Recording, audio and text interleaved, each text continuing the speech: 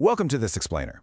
So, have you ever wondered why people who grew up in the 1990s often feel, well, fundamentally different from both the older and the younger generations around them?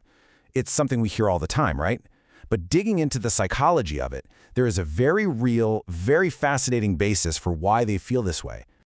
I want you to consider for a second the unique psychological position of growing up in a world that, quite frankly, just doesn't exist anymore. We're talking about a reality long before smartphones lived in our pockets, way before social media, and long before everyday internet use became this invisible, ever-present layer over our lives. Which brings us to Section 1, the bridge generation, caught between two worlds. Here we see how this generation started in a purely analog reality before witnessing the unprecedented rise of the digital age. Moving to Section 2, the analog childhood, life before the screen. Okay, let's dive into this and explore what childhood actually looked like in the 90s, where free time was predominantly spent outdoors. If you were a kid back then, friendships were built directly and almost entirely through face-to-face conversations. I mean, you actually had to walk up and knock on a front door to see if your friend was home. Contrast that with today, where the baseline for human connection is largely initiated and maintained through text-based communication. It's a completely different vibe. And then, oh man, there was the waiting game. If you wanted to watch a specific TV show, you had to literally be sitting on the couch at 8 p.m. sharp. No streaming. You took 24 photos on a disposable camera, and then you waited a whole week just to find out your thumb was covering half of them. And getting online? That meant tying up the family phone line to the screeching symphony of dial-up internet. These everyday hurdles literally forced the 90s generation to learn patience, simply because information and entertainment weren't available with a single tap. That brings us to Section 3, shaping the 90s brain, the psychology of patience. Let's connect those childhood experiences directly to the actual cognitive development and psychology of this generation.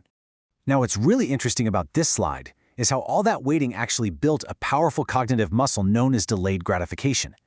It's the ability to resist an immediate reward to get a better one later. The constant waiting required in the 90s taught them this vital psychological skill that, let's be honest, is becoming increasingly rare in today's instant access world. Because there was a profound lack of constant modern notifications buzzing every 5 seconds, 90s kids essentially lived a simple equation. Fewer distractions equal longer attention spans and stronger imaginations. Relying on simple toys, reading books, and just making up outdoor games naturally allowed them to develop deeper focus and creativity. Entertainment simply wasn't handed to them instantly. Psychologically, research suggests this was massive. Relying heavily on real-world interactions during their formative years strongly influenced their social behavior for the better, naturally building stronger interpersonal communication skills for adulthood. And simply navigating those analog challenges, figuring things out without a search engine to rescue you, fostered a much greater capacity for emotional resilience. Next up is Section 4, the digital transition, the rapid tech boom.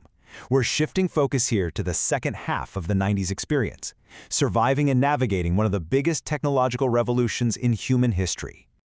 Think about the massive leap in technology that this generation had to rapidly process. They went from rewinding physical cassette tapes with a pencil to burning CDs and DVDs, straight into the explosion of smartphones and streaming, and now they're navigating the dawn of artificial intelligence, all within a single lifetime.